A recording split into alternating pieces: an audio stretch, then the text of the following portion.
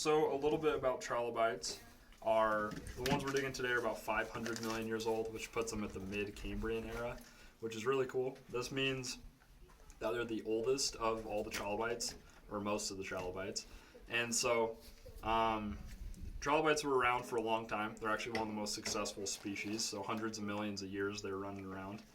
And when they were alive, they looked a little bit like this. They had the dark sections on their head as their eyes, and these legs right here are just what they'd run around on, how they burrowed and things like that. And since they were already in the mud, they got buried in the mud and they died and then turned into sedimentary rock.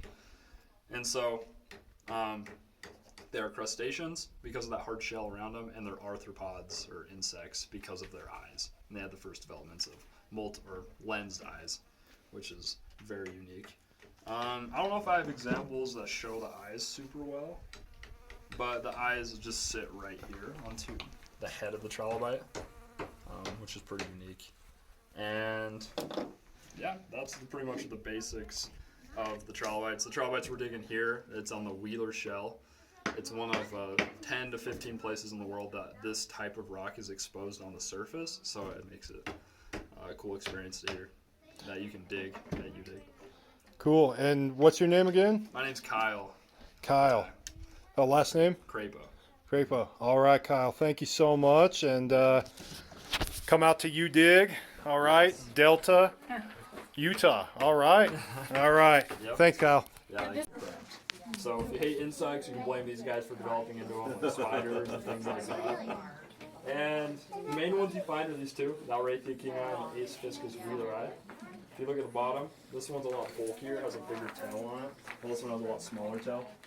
And so, if you guys had to guess, which one do you think that this one is? That's this one. Are you sure?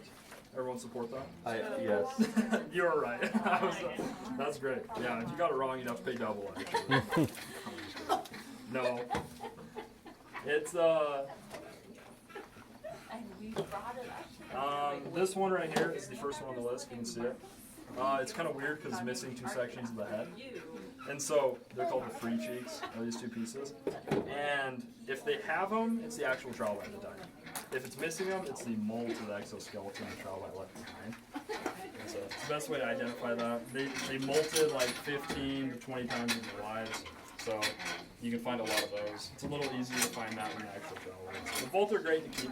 If you find more than a half of the trilobite, I'd suggest keeping it. But you don't have to.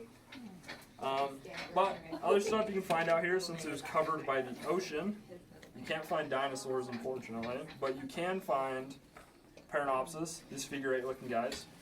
It's actually this is an enlarged picture of it, but yeah, you can find these tiny little things. Trilobites actually get smaller than that too, so you can find some 1/16 of an inch really small trilobites. And other stuff, you can find plants, it's that stem pattern in the rock right there, that red. And also brachiopods, it's a type of circular dot in the rock, that's pretty much all it is. If you came here to find big seashells, I'm sorry, you don't get much bigger than that. And these three are all rares. If you want to make your money back, find one of these guys. And this one's pointy, has no tail section unlike our first two. And this one has very defined rib sections coming off of it.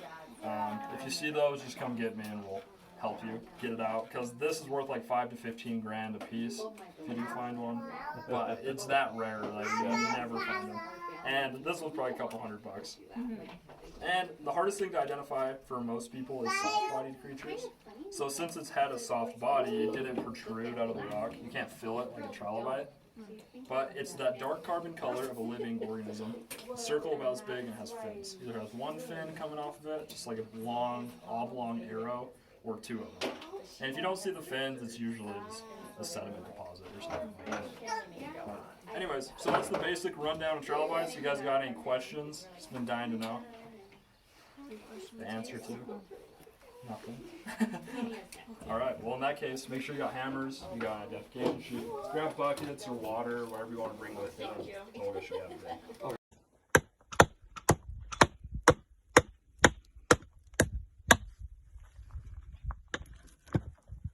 Oh, there's nothing.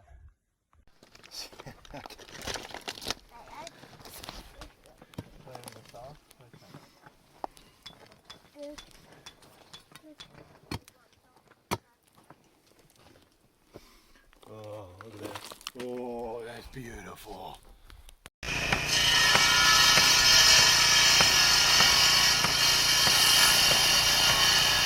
Anyways, usually you don't find those, and I just found it. Someone actually missed it over there. It was kind of crazy. Because, It's a rare one. yeah, the tail's kind of broken off, but you can see how it's a lot skinnier and longer, which is pretty dang cool. Nice. Anyways, but you usually don't find those. That's And someone else found it, and I just saw it laying there. And they No, didn't take yeah, it home. I'm sure I'm that like, happens because they're like this, and then it probably flies out. Yeah, it flies out.